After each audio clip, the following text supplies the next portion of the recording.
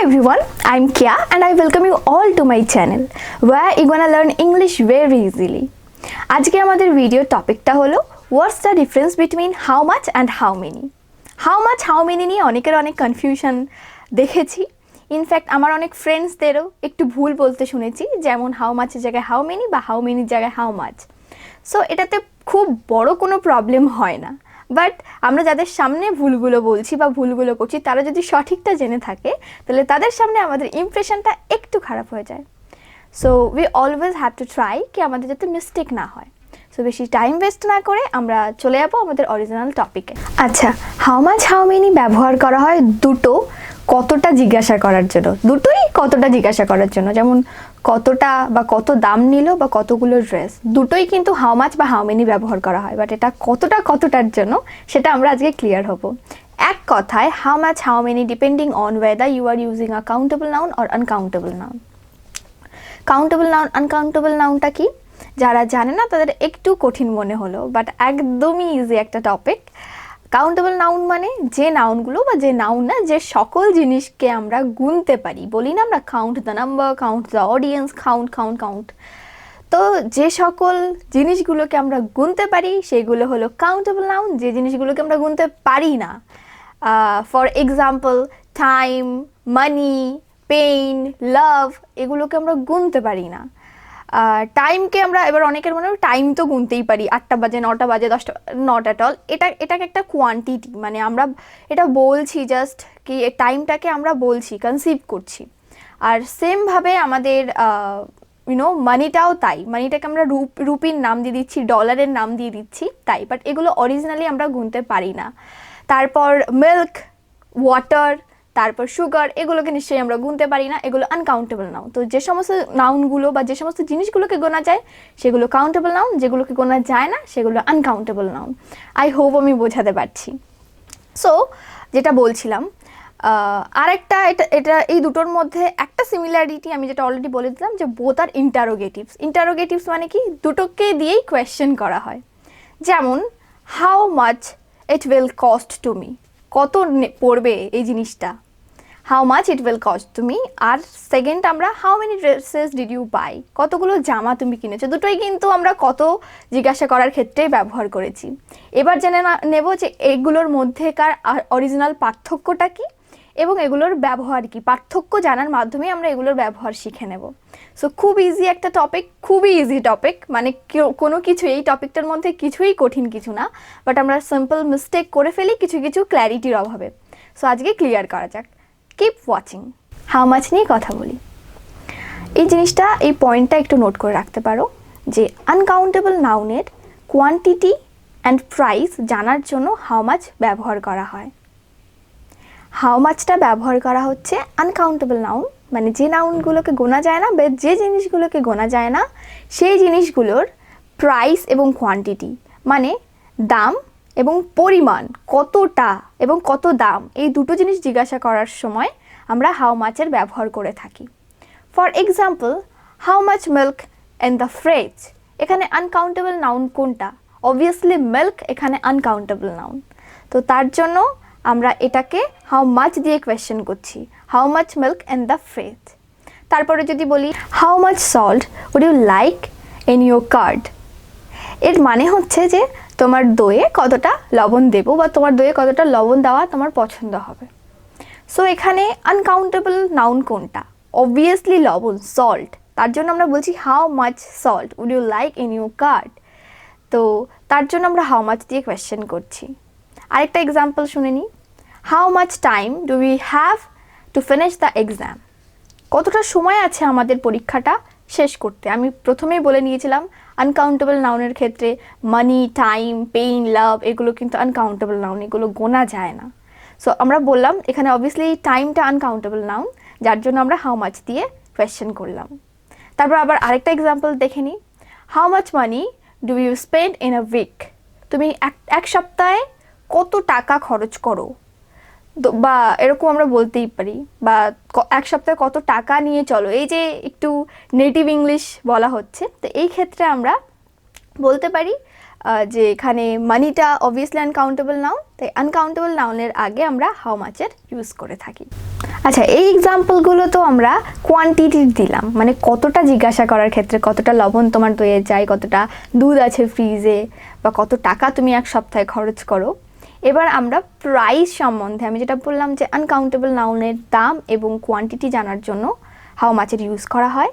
তো এবার দামের ক্ষেত্রে আমরা কিছু এক্সাম্পলস দেখি। এক্সাম্পলস শুনলে বা দেখলে আমাদের ক্লিয়ার হয় যে আমরা কি এক্স্যাক্টলি বুঝতে চাইছি বা শিখতে চাইছি।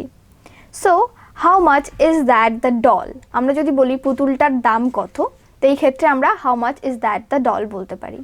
আবার যদি আরেকটা এক্সাম্পলস এরকম দেখি যে how much are those shoes, ওই জুতোগুলোর দাম কত, এখানে একটু লক্ষ্য করবেন আমি কিন্তু এক জায়গায় বললাম ইজ দ্যাট দ্য ডল, আবার এক জায়গায় বলছি how much are those shoes. তো এই ক্ষেত্রে আমরা আর কেন ইউজ করলাম, অনেকের এটা ক্লিয়ার থাকে না।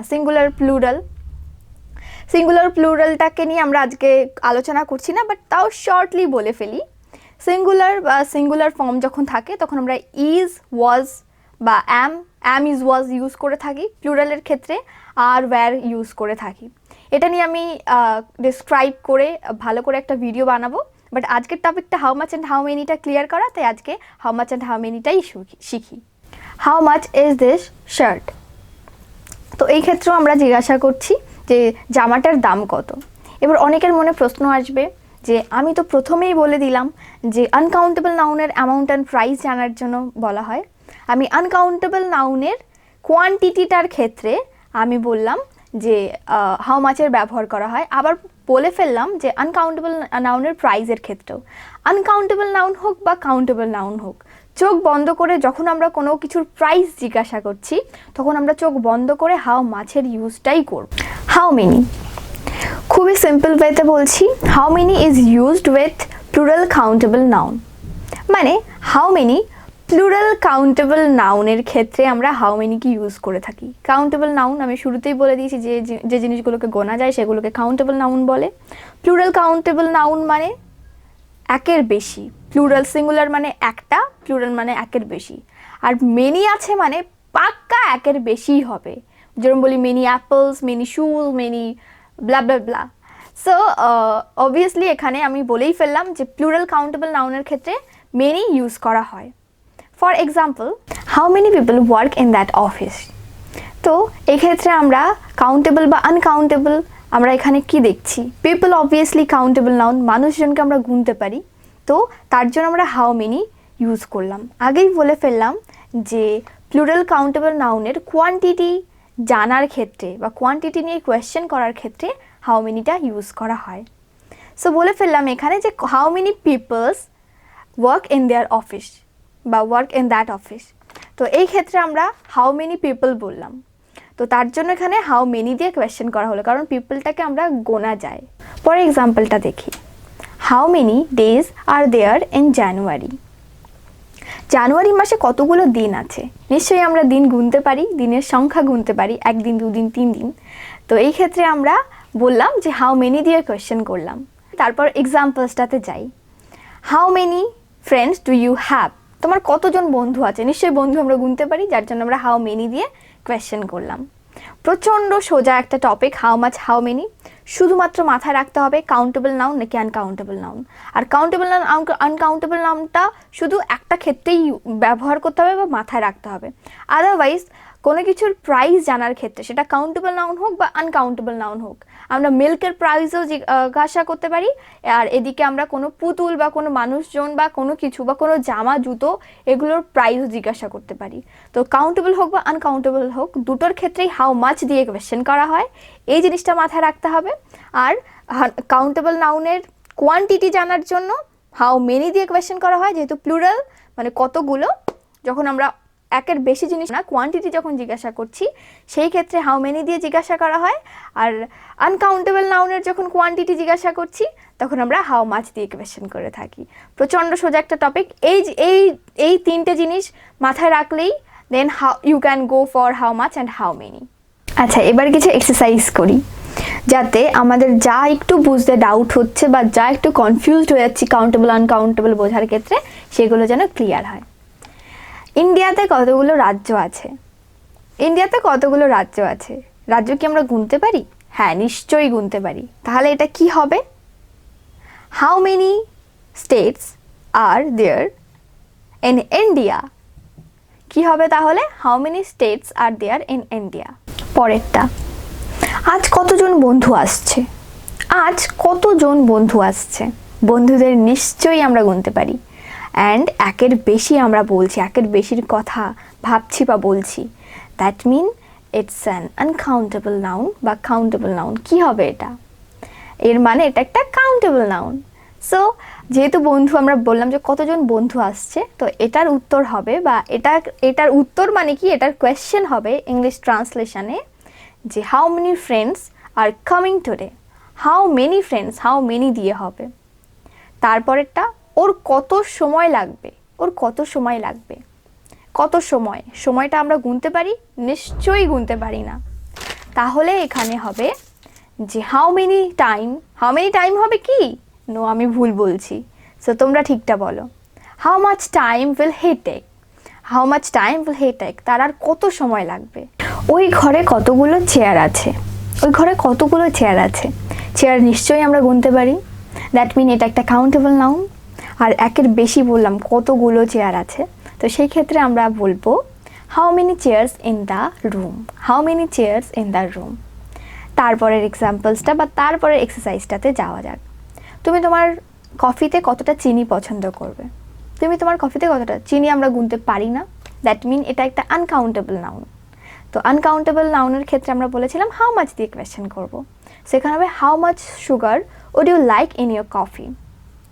I hope this class is helpful for you and thank you so much for watching me. যদি ভিডিওটি ভালো লেগে থাকে তাহলে অবশ্যই সাবস্ক্রাইব করবেন যদি নতুন দেখে থাকেন আমার ভিডিওটা, অ্যান্ড লাইক বাটনে একটা প্রেস করে দেবেন। আমি নিজে ভিডিও বানাচ্ছি এত কষ্ট করে, আমি এইটুকু জিনিস এক্সপেক্ট করতেই পারি আপনাদের থেকে। And thank you so much again for watching me.